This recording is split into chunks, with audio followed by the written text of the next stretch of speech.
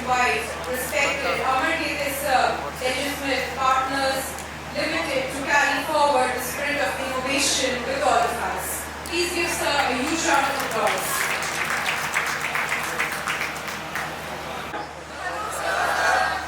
Wow, Karim sir has already set the stage for a very good IP discussion. So probably I am standing between you guys and your weekend. So you had a tiring 2 days event. So I am sure you would be wanting to enjoy your weekend. But before that, since IP or intellectual property rights should be embedded in your minds and you should carry that legacy throughout your career, I think the organizers have set back-to-back 2 IPR sessions. So sir has covered the IPR regime from the R&D perspective or from the research and development perspective. I will cover the IPR segment from the law perspective. So I'll just quickly introduce myself. I am a patent attorney. I have around 15 years of experience in this particular field. So basically I am an engineer plus a lawyer. I have 2 degrees and I am registered with the patent office, so I can practice and I can file patent applications for my clients. How many amongst you are from law background? None of them. Okay. How many of you are from engineering background? Okay. Quite a few. Okay. Sure. I'll try to make it as interesting as possible. So let's start with this interesting session, and as sir mentioned, today is World Intellectual Property Day. So with that, we'll briefly touch upon these topics. So we'll first discuss what are assets. How many of you own assets? Right? So assets are classified into 2 broad categories. One is tangible and the other one is intangible. We'll discuss both these categories. Then we will discuss what was the need for IPR, why there was a need felt and why a law was introduced to protect intangible assets. Then we will talk briefly about what type of IPRs are there, so patents, copyright, trademarks and designs. And after that we will look at the patent life cycle. Maybe in future if you come across any project where you need to file a patent application for your company, then this life cycle will help you, and at the end we will look about the statistics about how the IP trend is growing. So this is something which is very important from the country's point of view. So let's begin. So as I mentioned, property is broadly classified into 2 categories. One is tangible property and the other one is intangible property. So if you look at tangible property, then you can consider your house, your car. Can someone tell me how do you protect your tangible assets? So basically you go to the registry and get that property registered in your name. This is how you end up owning that property, right? Right. So that there is a systematic process by which you register some assets on your name by filing, getting that land registered in your name or getting that vehicle registered in your name. Similar process is also available for intangible assets. So whatever intangible assets you own, patents, trademark, copyright and design, those can be protected by filing intellectual property rights. So now let's talk about what was the need for IPR laws. So if you look at the Industrial Revolution, when the Industrial Revolution started, there were a lot of inventors who were coming up with a lot of innovations. But they had this fear that if they display their innovations in, let's say, a conference, then industrialists would copy their innovation and start manufacturing the same product. Okay. This fear even today exists. So most of the inventors do not want to disclose their innovations in an open forum. So they try to keep it secret, which does not help the society.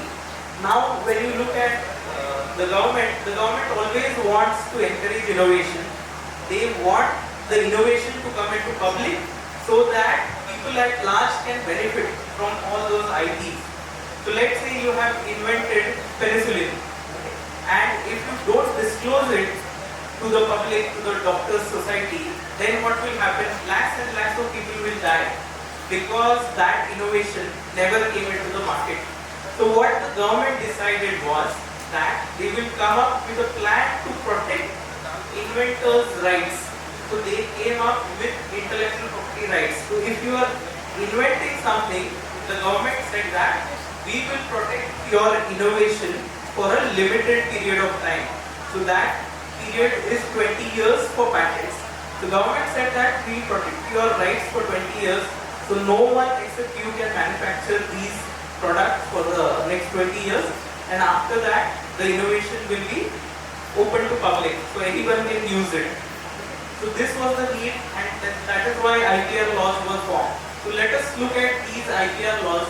This is a complete overview of what all IPR covers, so intellectual property rights cover. First is patent rights. As sir also mentioned, if you have a technical innovation, what you need to do is you need to protect it through filing a patent application. Now what about trade secret? Trade secret is also a type of IPR protection where you keep things confidential to yourself, so you don't disclose it to the public and you keep it secret. Whereas in case of patents, you need to disclose your innovation to the public. Okay. So the biggest example of trade secret is the KFC recipe, the masala recipe which is there for KFC. That has been kept as a trade secret. Whereas in case of patent, if you want patent protection, you need to disclose that innovation to the public so that people can read your innovation, people can improvise on your innovation and file new patent applications or further develop that particular industry. Okay. Coming to trademarks and geographical indications. So trademark is where it defines the source from where the goods are originating. So it creates a brand value.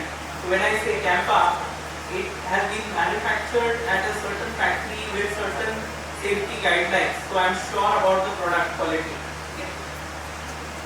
Geographical indications, this type of protection is there to protect basically if some product is getting manufactured in a particular geography, then geographical indication protection can be filed, and copyright and industrial utility contour industrial designs is basically copyright is your literary or dramatic work. We will check all these IPRs one by one, and designs protect the aesthetics of your product. So let's look at design protection. What is basically design protection? It only protects the look and feel of your product. It doesn't protect the functionality of your product. So if I look at this particular dais and if I look at the other dais which is over here, you can clearly see the difference. It has some different structural elements with different aesthetics, and the other one has some different aesthetics. So you can file two separate design applications. If we file a design application for this particular design, no one across India would be able to manufacture the same type. So as you can see, some of the examples, like you can protect a bottle, Campa Cola bottle, you can see Coke bottle, it is design protected. Then you have a refrigerator, then you have car, then you have other machinery which can be design protected. What type of design protection you can file? You can file a design protection for shape. You can file a design protection for surface pattern as well. So if you have developed some surface pattern, you can file that as a design protection. Then user interface. This is very important.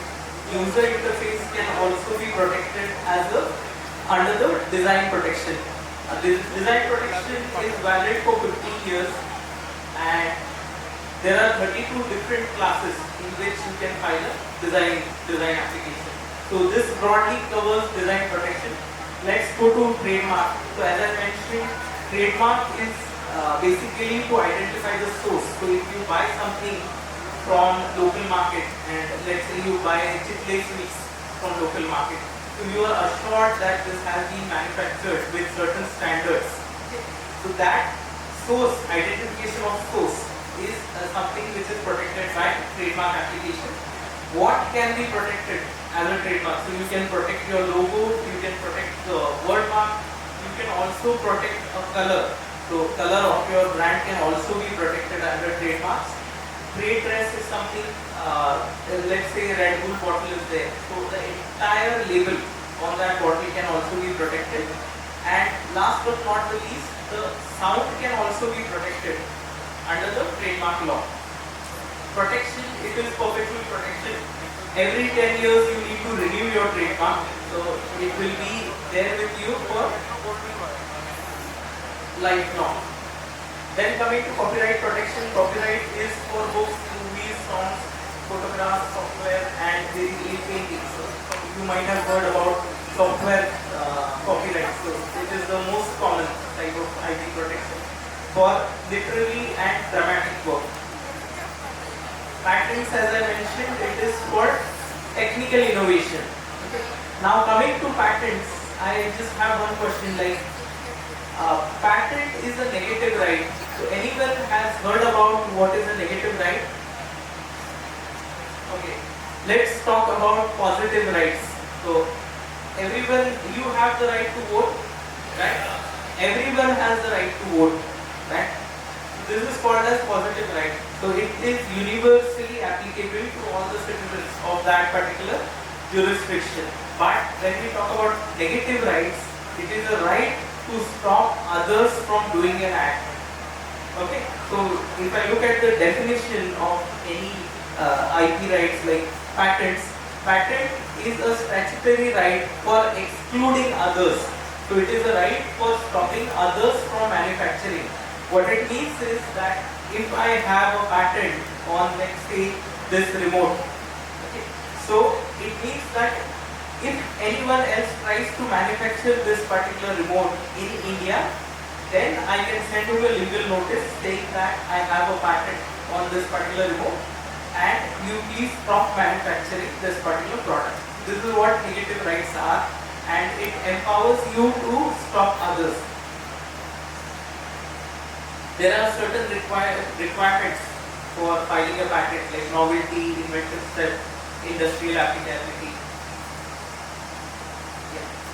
So these are certain requirements like inventive step and novelty. With respect to the protection, you get patent protection for 20 years. It is not perpetual. But after 20 years, anyone can practice that innovation without coming to you. This is the life cycle, so maybe we can discuss this later.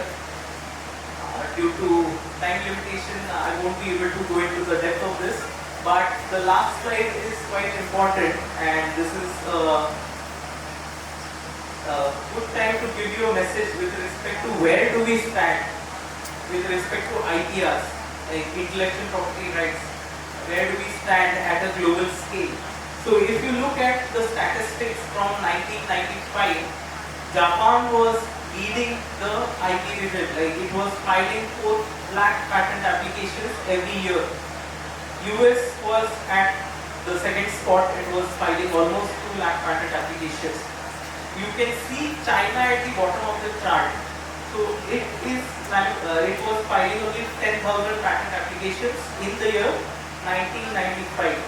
But if you look at the next statistics, like in the year 2005, China was again the market leader, US at number 2.